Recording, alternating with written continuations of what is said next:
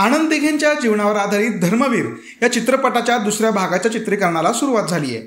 यावरून खासदार संजय राऊत यांनी मुख्यमंत्री एकनाथ शिंदे यांना टोला लगावला. तर यावर एकनाथ शिंदे यांनी खोचक प्रत्युत्तर दिलं. दरम्यान नरेश म्हस्के यांनी देखील राऊतांचा खरपूस समाचार घेतला. पण त्यांनी पूर्ण पाहिला नाही. तो बघायला गेले होते पण त्यांनी पूर्ण पाहिला नाही. कारण त्याच्यामध्ये बऱ्याचशा गोष्टी चित्रपटातल्या ह्या प्रत्यक्ष घडलेल्याच नव्हत्या. सिनेमा खटकलाही. काही लोक सिनेमा बघता बघता उठून गेले. कशा पद्धतीने त्याचा संजय राऊत दुस्वास करायचे आणि कशा पद्धतीने दिघे साहेबांचं खच्चीकरण करायचे हे आम्ही दाखवलं नव्हतं. त्यामुळे ते अर्धसत्य या ठिकाणी बोललेले आहेत. संजय राऊत नक्की काय म्हणाले त्यावर एकनाथ शिंदे आणि नरेश म्हस्के यांनी कसं प्रत्युत्तर दिलं पहा. म्हणजे बऱ्याचशा गोष्टी चित्रपटातल्या ह्या प्रत्यक्ष घडलेल्याच नव्हत्या. असं तर दुसऱ्या पार्ट आनंद दिघे ह्यांना फक्त काही 2-4 लोक ओळखतात आणि आम्ही ओळखत नव्हतो असं जे काय चित्र निर्माण केलं आहे ते चुकीचं आहे. जर तुम्ही इतिहास पाहिला तर आनंद दिघे यांना सुद्धा त्यांच्यापेक्षा जास्त आम्ही ओळखत होतो. त्यांच्या बऱ्या वाईट काळामध्ये आम्ही त्यांच्याबरोबर होतो. तो एक उत्तम माणूस होता, कडवट शिवसैनिक होता आणि बाळासाहेब ठाकरेंवरती श्रद्धेनं जीव ओवाळून टाकणारा शिवसेनेचा प्रमुख स्तंभ होता. त्याच्यामुळे आनंद दिघे काय आहे हे अशा खोट्या कथांनी पडद्यावरती दाखवण्यात आता इंटरेस्ट नाही आम्हाला. त्यांना दाखवू द्या. आता एका चित्रपटामध्ये आनंद दिघे त्यांचं तुम्ही निधन दाखवलेलं आहे, तिथे स्टोरी संपली. आता तुम्ही काय करणार तेव्हा ही नाटकं बंद करा. आनंद दिघे यांच्याविषयी आम्हाला प्रेम श्रद्धा कायम आहे. आमचे सहकारी होते, महाराष्ट्रात त्यांचा बोलबाला होता. लोक त्यांना आदर्श शिवसैनिक मानत होते. पण तुमच्या राजकारणासाठी तुम्ही त्यांचा गैरवापर करू नका. सिनेमा चांगला झाला, सगळ्यांनी मेहनत घेतली. सगळ्यांची मी नावं घेत नाही. ज्यांचा सहकार सहभाग लागला, हातभार लागला त्या सगळ्यांना धन्यवाद. काही लोकांना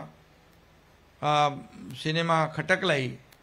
काही लोक सिनेमा बघता बघता उठून गेले.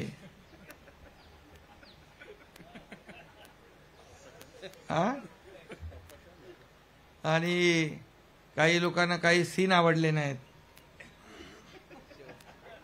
पण आता कोणालाही आवडो ना आवडो, आता आपण फुल फायनल हातोरटे आपण आहे.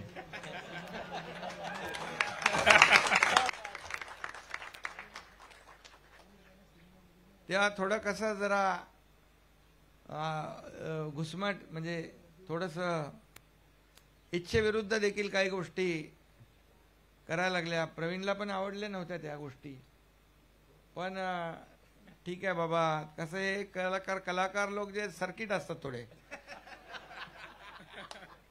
सर्किट म्हणजे मुडी त्यांना गोड बोलून त्यांना थोडं प्रेमाने सांगायला लागतं, बाबा हे थोडंसं काही लोकांना अजीर्ण झाले थोडंसं, तर ते जरा तोच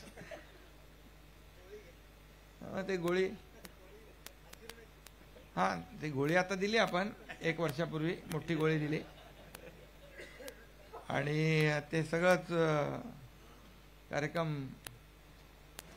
शेवटी दिघे साहेबांच्या त्यांच्याच तालिमीमध्ये आपली सगळी आपण शिकलेलो आहोत ना. त्यामुळे गोळी कुठलं द्यायची, छोटी आहे मोठी आहे, कधी इंजेक्शन पण लागतं, कधी ऑपरेशन पण करायला लागतं. आता ऑपरेशन पण मी काय डॉक्टर नाही, पण ऑपरेशन करून टाकलं मी. डॉक्टर श्रीकांत शिंदे आहे पण काही ऑपरेशन पण करायला लागतात. तर ठीक. पहिल्यांदा संजय राऊत अर्धसत्य बोललेले आहेत. बरोबर आहे की पहिल्या पार्टमध्ये काही बंधनं होती. त्या बंधनामुळे धर्मवीर आनंद दिघे साहेबांना संजय राऊत आणि मंडळी कसा त्रास देत होती, कशा पद्धतीने त्याचा संजय राऊत दुस्वास करायचे आणि कशा पद्धतीने दिघे साहेबांचं खच्चीकरण करायचे हे आम्ही दाखवलं नव्हतं. त्यामुळे ते अर्धसत्य या ठिकाणी बोललेले आहेत. खरंच मी संजय राऊत यांचं अभिनंदन करेल की पहिल्यांदाच अर्धसत्य त्यांनी सकाळी बोललेलं आहे. दुसऱ्या पार्टमध्ये तुम्हाला कळेल आज शिंदेसाहेबांनी भाषणात उल्लेख केला की दिघेसाहेब गेल्यानंतर पहिला प्रश्न विचारला गेला की त्यांची संपत्ती कुठे कुठे आहे, त्यांची प्रॉपर्टी कुठे कुठे आहे.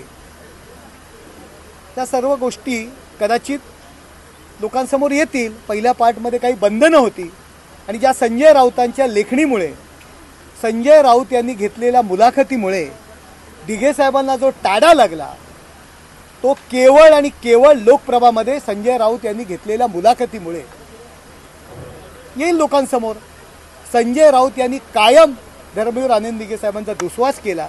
आम्ही त्या पहिल्या पार्टमध्ये मातोश्रींनी केला, काही दाखवता आल्या नाही आणि त्यांची इच्छा असावी की हे सगळ्या गोष्टी पुन्हा दाखवाव्या म्हणून ते अशा पद्धतीने बोलत आहेत. कारण त्यांनी माननीय उद्धव ठाकरे साहेब आणि जी काही त्यांची उरलेली शिवसेना आहे ती संपवण्याची शरद पवार साहेबांकडनं सुपारी घेतलेली आहे आणि ते काम ते व्यवस्थितपणे चोख पाडत आहेत. तर राजकीय स्वार्थासाठी हा चित्रपट काढला जातो असं म्हणतात. आनंदी हे राजकीय स्वार्थासाठी होते का? धर्मवीर आनंद दिघेसाहेब आम्ही जगतो, त्यामुळे स्वार्थ काय आहे? राजकीय स्वार्थ.